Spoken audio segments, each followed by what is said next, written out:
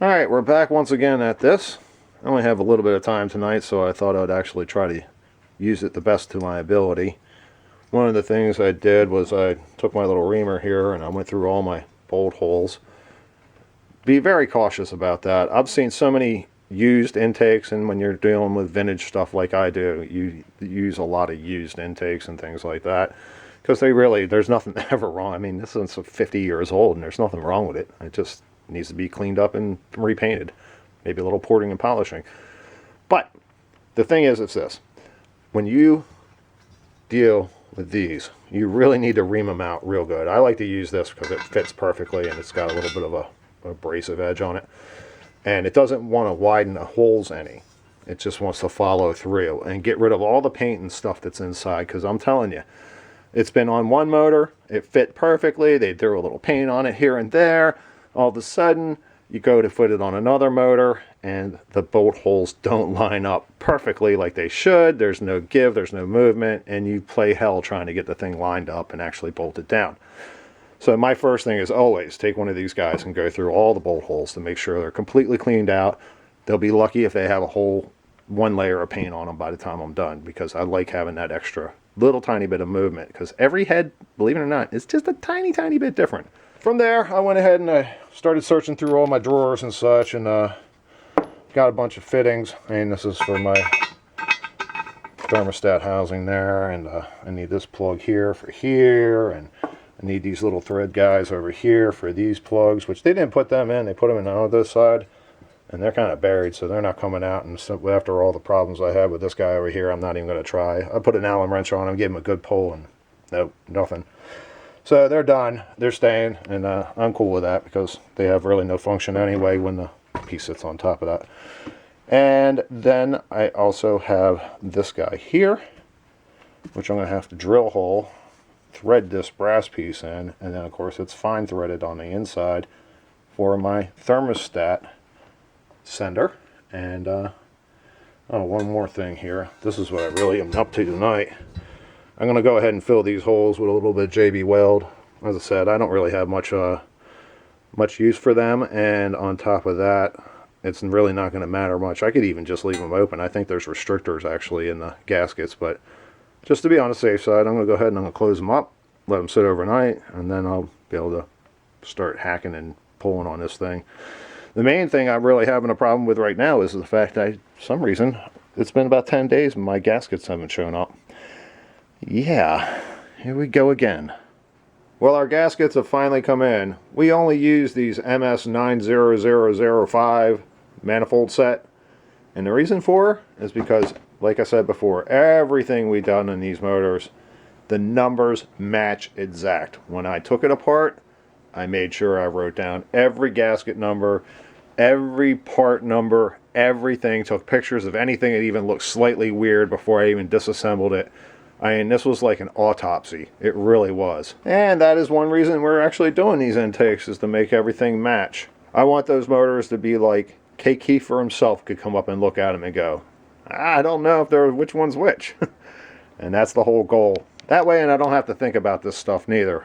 The thicknesses of the gaskets, everything's already been pre-done. So I'm not messing with the master, so to speak. With our gaskets, though, it's time to do some porting and polishing. Something I like to do is I just like to take a piece of paper here, one of these little sticky notes, and twist it up, push it in the hole, let it expand to the actual width of the hole. If you just use the bolt, like so, it's too much wiggle. So I just put these in, let them expand to the actual hole. They go all the way through, that way they're kind of straight up and down with the actual hole itself. And it does a good job of actually centering up the gaskets to where they should be. I mean, the gasket's going to have a little bit of fudge factor in it anyway, but this is really just to get lines on the intake so I know what to take off. And as you can see, there's a whole lot to take off. Let's see if I can even get you inside a little bit. You can see like that right there is rough. See a little roughness in here and such.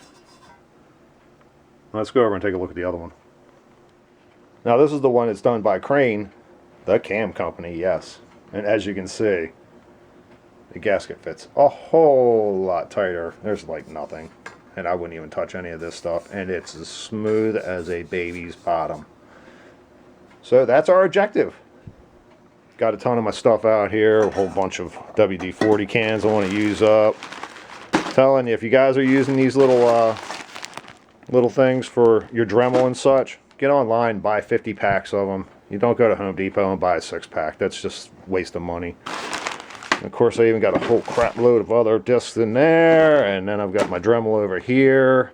Of course, I got my drill here. So yeah, implements of destruction, tally ho. Okay, we went ahead and we actually scribed all the gaskets. It's really hard to tell, but I think you can probably see a little bit of this line here. It was just, I don't like really doing this with one of these fat tip markers. I mean, look how big this tip is. I mean, you're gonna get real far away from where you're supposed to be with one of those. So I use this. I mean, it's tiny point, and it just puts a scribe line all the way around. And I can see it. I know you guys are probably gonna have a hard time, but I can see it. But I think now I have a whole lot of chopping to do, and I don't think I'll bore you all with it. Alright, I got one rough cut. Another 7 to go. I'm telling you, I've told this before in other videos, and I'll say it over and over again. Don't be afraid to get down on the floor with this stuff. I mean, I'm not going to put this on my bench. Clamp it down 10 different ways, 10 different times, 10 different angles. This is like butcher work, man. I just want to get this stuff out, in which case I want to be able to flip it this side, flip it that side, and this is the way to do it. So I'm going to attack the other 7, and then I'll be fine-tuning after that. Number 2, 6 left. Number 3, going to number 4. Number 4, time to put it back up on the bench and start all over again. And that's a whole lot of old aluminum. Alright, I've gone ahead and scribed up my second side here, matching my gasket. Of course, just using my paper dowels here, so to speak. And take them guys off and start hacking once again. I also have to add real quick that these bits from Home Depot, Vermont American, they're like wood rasp bits. They work excellent on this aluminum here with a little WD-40. If you don't use WD-40, they get really clogged up really fast. But if you throw some WD-40 on them, I'm telling you, they go right through this stuff like butter. I haven't even got into my brand new $40 set of friggin' carbide bits. Number 5, 3 to go.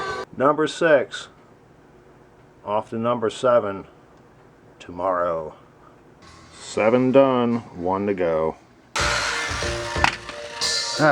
Number 8. Just started using my little Dremel here with my carbide bit. Didn't realize how much aluminum was going to go flying everywhere. I got aluminum and everything, including my soda, so I had to go dump that and start over again with that one. But all I'm doing here is, you can see I've just kind of missed that line just a little bit, missed the tiny bit here. So I'm just going to go in with my Dremel, clear those edges up a little bit, and then I'll start going into sanding discs and things like that. So after we spent some time with our carbide bit here, getting things cleaned up, we went ahead and we got out our sanding cartridges we got at Harbor Freight.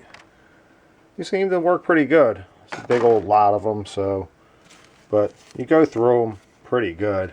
But we seem to be coming out pretty decently also. So progress is being made. You go through them, it's all good. I've even spent a little time with my carbide bit down here and knocked off some quote-unquote slag, because it really was just kind of slag there. As I said, this manifold has never been touched, so.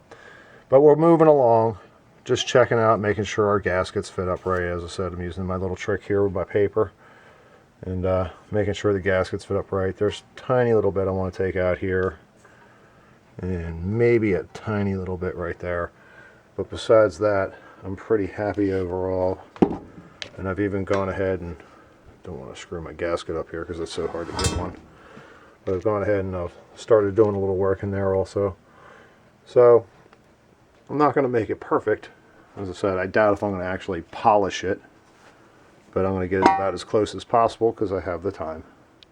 Okay, just been attacking this side for about the last, I don't know, hour and a half with my Dremel extension here, trying to get what I can.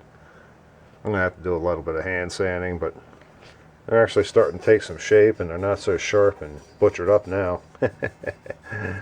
But got another side to get to this level, and then I've got another 2 levels to go above this. I'm not going to be like polishing them to a mirror finish, something like this tape measure here. No, no, no, no, no. I'll get it to where the other one is, and that's pretty much where it's going to stay.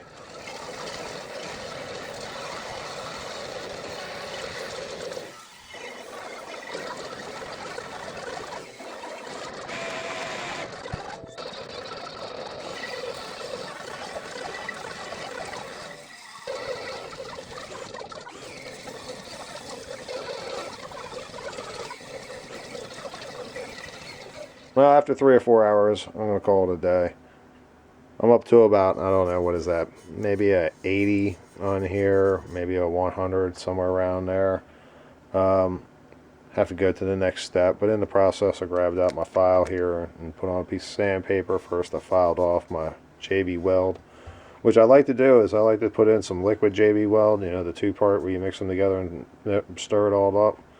And then because it was such an area, I took some of that stick JB weld where you crunch the stuff together to get the big block, but I made sure I used the liquid all the way around so it would transfer to the metal, and then used the hard piece in the middle. That way it didn't have like this big glob to actually set up, pull away, do all that kind of stuff. So it's kind of a double layer. And ran my sandpaper across it. Nothing looks abnormal. Kind of looks pretty straight, to be honest. So, but I'm gonna leave it set and give it another shot tomorrow. Let's do all that again. Is that far enough back? Yeah, it seems awful tight. Yeah, I guess I should redo that. Hey, let's start over again. And I'm telling you, I almost there. Now, hello. And we got a blinking light. Okay, we're going ahead. It's cold as hell in here. That probably won't make it to the video, but let's move along. Gotta turn the damn camera off of my teeth.